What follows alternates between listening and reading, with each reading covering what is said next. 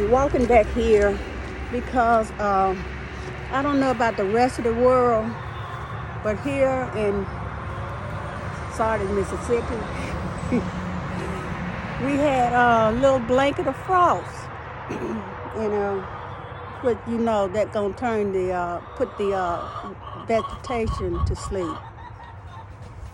God is good. He know what we need. Anyway, here my chicks. Y'all say hello. Say hello. Say hey. Okay, what I'm back here for to show y'all something. By turning cold now, I plan on getting some heavyweight plastic, thick plastic, and wrap this chicken run to sort of help keep them warm this winter. Yeah, I said that right. Warm, keep them warm. I felt for them last night.